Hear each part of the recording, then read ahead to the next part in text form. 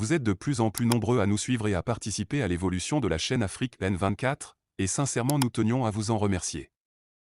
Nous lisons tous vos commentaires qui enrichissent le débat et vraiment nous vous demandons de nous soutenir, en aimant les vidéos pour une large diffusion, et pour continuer à avoir une ligne éditoriale indépendante, et vous proposer de nouvelles émissions toujours de plus en plus enrichissantes.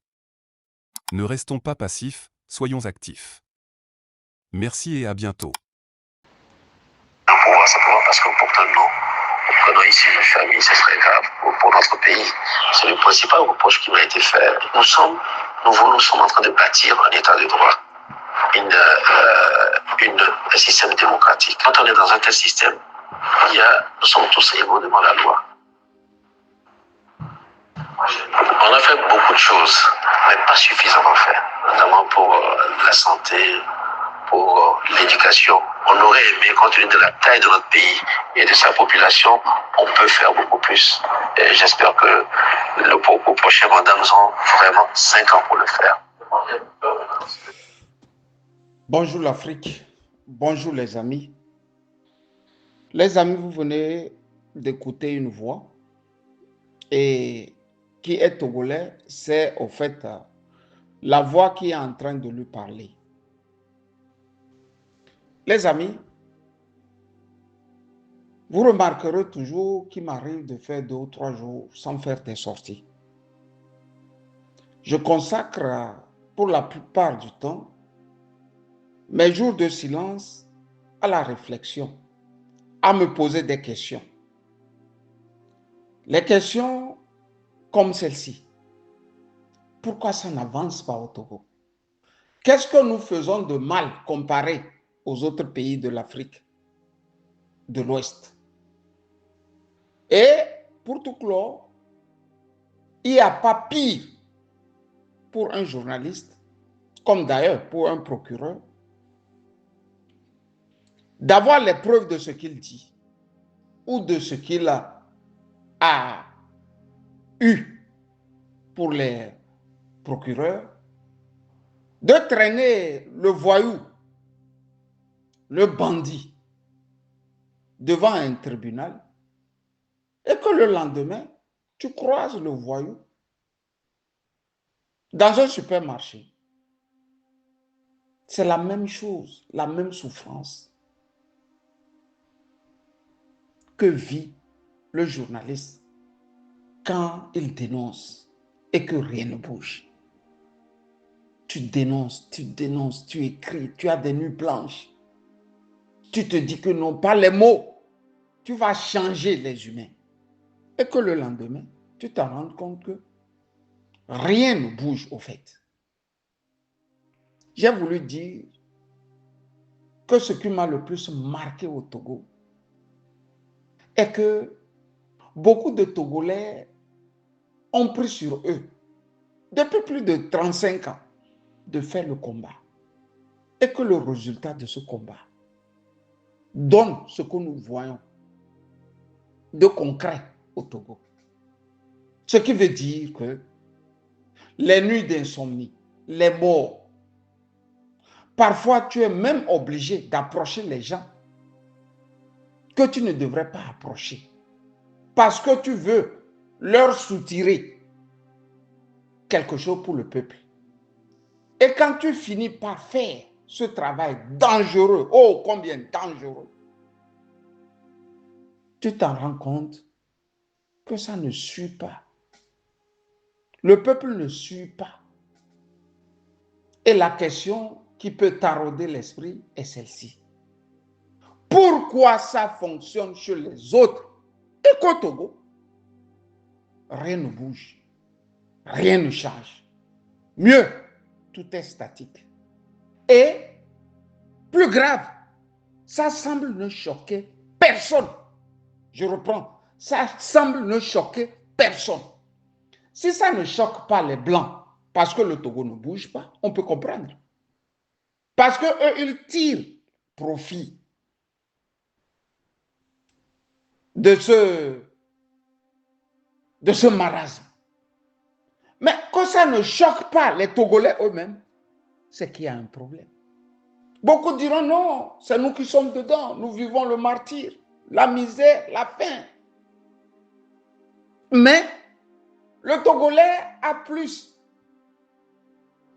à perdre en combattant le journaliste ou le leader d'opinion qu'en combattant celui qui le martyrise et le maintient dans la souffrance.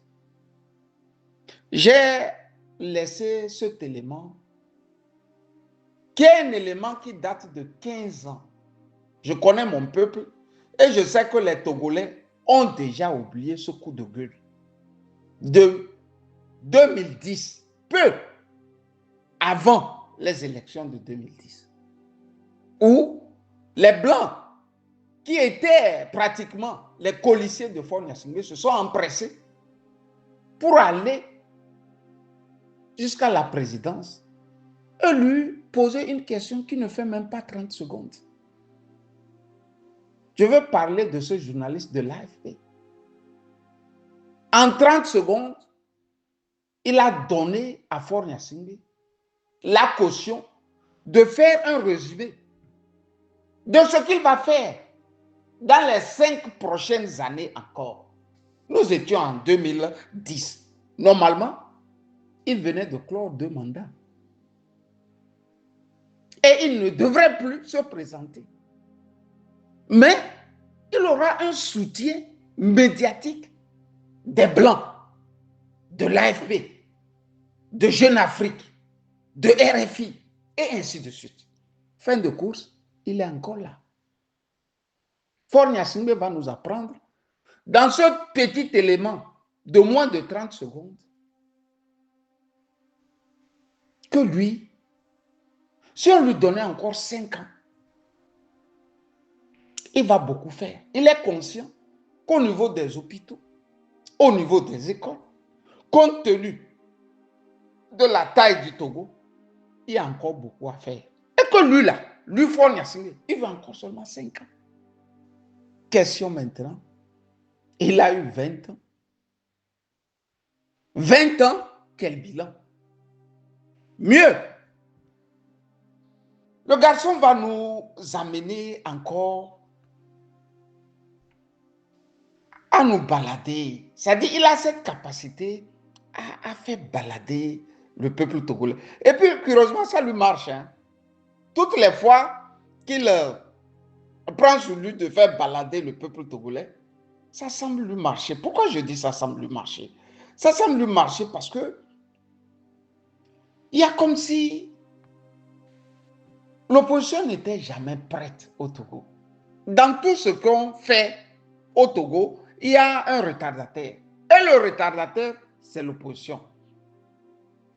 Pourquoi je le dis ainsi? Regardez ce que Faure Gnassingbé va dire peu avant les élections de 2010 avec le confrère Jeune Afrique. Vous savez que Lomé met beaucoup de millions, pour ne pas dire beaucoup de milliards, pour Jeune Afrique, afin de polir son image. On lui pose la question. On a parlé il y a peu d'une tentative de règlement de compte de Kapacha dans un cadre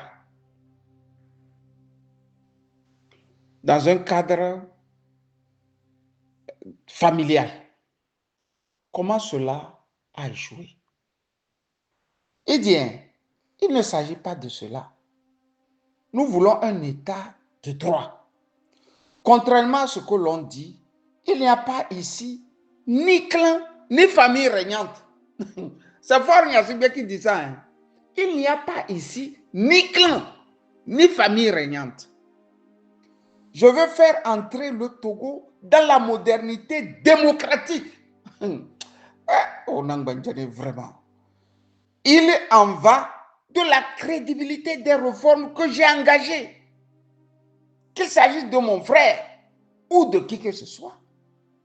On ne s'en prend pas impunément aux institutions démocratiques. Fermez le banc, je dirais. Faure Gnassingbé nous dit qu'il ne s'agit de ni clan, de ni famille régnante. Et pourtant, C'est lui-même qui nous dit qu'il y a une petite minorité là qui pille le Togo. Mais si la minorité n'est pas dans le clan et dans la famille régnante, alors qui est-ce qui pille le Togo? Vous voyez? Qui est-ce qui pille le Togo? Il dit que lui, Faure Gnassingbé, il veut faire rentrer le Togo dans la modernité démocratique. Je reprends. Il veut faire rentrer le Togo dans la modernité démocratique. 20 ans après, vous savez ce qu'il appelle modernité démocratique? Le gars voulait changer la constitution. La modernité démocratique pour le jeune Kabyé qu'il est, c'est qu'on crée où on fabrique, où on écrit, prenez tout ce que vous voulez, une constitution selon lui, ses principes. Pas selon les principes du peuple togolais. Fin de course, il va réunir quelques voyous. Quand je dis voyous, je pèse bien mes mots. Il va réunir quelques voyous notamment et ils vont changer la constitution d'un pays. D'un régime semi-présidentiel, on va naviguer vers un régime parlementaire. Sauf que ce que lui appelle faire entrer le Togo dans un air démocratique s'apparente un peu à des choses qui n'ont jamais existé dans l'histoire de la Terre, du monde. Je veux demander aux Togolais de lire beaucoup et de s'intéresser beaucoup aux livres d'histoire. Parce que c'est dans les livres d'histoire qu'on retrouve la fainéantise et le grand banditisme d'État que Faure est en train d'ériger en modèle démocratique. Même Jules César, qu'on a toujours traité de dictateur et de tyran, respectait au moins la constitution de son pays. Il y a un très beau livre écrit sur lui. Jules César, le dictateur démocrate. C'est-à-dire, il ne prenait jamais sur lui de trancher sans se référer au Parlement, au Sénat, en leur temps. Vous voyez très bien que le Kabyé, lui, est assis. Et puis, il ordonne d'écrire une constitution selon laquelle, lui, il a de comptes à rendre au peuple. Puisqu'il n'est pas élu, il est nommé. Il n'est pas élu, hein? Il est nommé. Question aux Togolais. Vous allez respecter un tel individu? Non, je veux poser la question aux 9 millions de Togolais. Si moi, Camus, je ne suis pas élu et on me nomme pour vous diriger, vous allez me respecter? Mais si vous me respectez, je ne vous dois rien. Je peux faire de vous ce que je veux. Je peux faire du Togo ce que je veux. Je peux vendre le Togo à un franc symbolique. Et après, vous n'avez qu'à pleurer. Parce que vous ne m'avez pas élu. Vous m'avez nommé. Vous avez cherché quelques voyous, quelques godillots, quelques tondus, quelques pélés, quelques visigoths. Lesquels visigoths se sont levés après avoir tripatouillé les textes de la République, après avoir mablé leurs femmes, pour me nommer. C'est de ça il s'agit. Vous ne devrez pas respecter quelqu'un qui n'est pas élu, chers Togolais. Il n'y a aucune loi dans ce monde. Il n'y a aucun texte républicain qui dit de respecter quelqu'un qui n'est pas élu. Même son père, au temps fort de la dictature, se faisait élire. Il y avait certes un seul bulletin, Je dis un seul bulletin pour tous les Togolais. Mais quand même, vous allez jeter ce bulletin dans les urnes. Le soir, on compte et on dit il a gagné à 99,99% de mémoire. Je dis de mémoire, je crois savoir que c'est Maître Yaovi Agboibo qui avait été en son temps le seul député indépendant lors des joutes électorales, et sinon législatives, au Togo. Tous les autres, c'était des moutons de panurge, du RPT, parti État, parti unique. D'où vient-il que quelqu'un se lève au XXIe siècle, à l'ère d'Internet, à l'heure des réseaux, à l'heure des, je ne sais pas, à l'heure des innovations, et qu'ils disent au peuple togolais, non, il y a un régime désormais, un régime parlementaire. Lequel régime parlementaire convoque les élections. Et puis, le parti majoritaire gagne et en son sein nomme. Je dis nomme quelqu'un, lui, qui ne s'est pas prêté au jeu démocratique. Mais est-ce qu'il y a pire banditisme que ça? Je veux parler ici aux officiers qui viennent à Saint-Cyr étudier, aux officiers qui vont aux États-Unis étudier, aux officiers qui vont, même en Israël, même si c'est dans le cadre de revenir, ne serait-ce que pour espionner le peuple togolais et partant les hommes politiques. Mais votre devoir est quand même aussi de regarder dans les autres pays ce qui se passe. Ce n'est pas parce qu'on est né dans un pays où tout le monde se veut bête qu'on doit grandir aussi bête. Je reprends. Ce n'est pas parce qu'on est né dans un pays où tout le monde est bête qu'on doit grandir aussi bête. Il y a des limites à la bêtise quand même. Il y a des limites à la bêtise. En ce dimanche, j'ai voulu dire aux uns aux autres que des fois, nous sommes aussi des humains en tant que journalistes, en tant que leaders d'opinion, en tant que éveilleurs de conscience. Mais des fois, quand le peuple aussi ne se mobilise pas pour aider, des fois, nous n'avons plus la capacité et la force nécessaire de continuer. Il y va de vos survies, de votre survie en tant que peuple, de notre survie en tant que nation. On ne peut pas continuer à se fourvoyer. On ne peut pas continuer à se dire qu'il y a quelqu'un plus fort que tout un peuple. On ne peut pas continuer à laisser quelqu'un dicter de la manière la plus facile, lui, ce qu'il pense de 9 millions d'habitants. En 2010, Faure Gnassingbé vous disait qu'il n'a pas construit des hôpitaux, qu'il n'a pas construit des écoles. Lui-même, il en est conscient.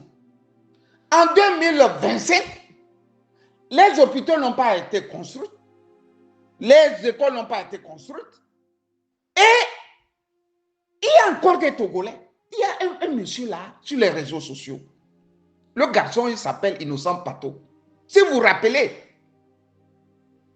dans les années, je ne sais pas, il disait qu'il est journaliste de la TVT. Entre-temps, il va être muté du côté des États-Unis. Je ne sais pas si c'est à l'ambassade ou bien c'est dans une institution dans une institution dans le cadre international où représente le Togo. Je saurais vous le dire. Je sais qu'on a fait un papier il y a au moins 20 ans ou 15 ans, il y a 20 ans au moins, où il avait giflé Nicodème Abia aux États-Unis et où Mathias Bachasti avait titré « Gifle en pleine civilisation américaine ». Si vous allez sur les réseaux sociaux, il est là-bas. Bien que rien n'a changé au Togo, il est convaincu que si on donnait 1000 ans aux Nyasingbe, après 1000 ans là, ils vont se mettre au travail. Si ce n'est pas la sorcellerie, c'est quoi, les amis? Je vous dis, Innocent Pato, il est là-bas. Il y a de ces Togolais-là qui sont convaincus que, c'est-à-dire après 1000 ans là, les Nyasingbe peuvent commencer par bien faire. Ils ont des arguments, d'ailleurs, pour ça. Ils font même des lives. Si ce n'est pas la sorcellerie, le tribalisme, c'est les jeunes Kabyles qui aiment faire ça. Hein. Ils trouvent quelques oripeaux là, des autres ethnies, mettent, et puis ils disent c'est représentatif du peuple togolais. On ne va plus se laisser faire l'examen. Ils font ça parce qu'ils mangent dedans. Ils font ça là parce qu'ils mangent dedans. Nous, on fait notre part. On n'avait pas sincèrement besoin de faire. Parce qu'on a les moyens pour survivre. Et on a les moyens pour faire survivre nos enfants. Mais si vous, peuple togolais, vous voulez vous faire marcher et qu'après on fasse encore marcher vos enfants, alors en ce jour de Pâques, vous pouvez continuer à croiser les bras. Que la paix du Seigneur Jésus-Christ soit avec vous. Camus Ali. Likez la vidéo si ce n'est pas déjà fait. Laissez aussi votre point de vue en commentaire. Abonnez-vous et cliquez aussi sur la petite cloche de notification pour ne rien rater de nos prochaines vidéos. N'oubliez pas de partager aussi la vidéo et de la liker.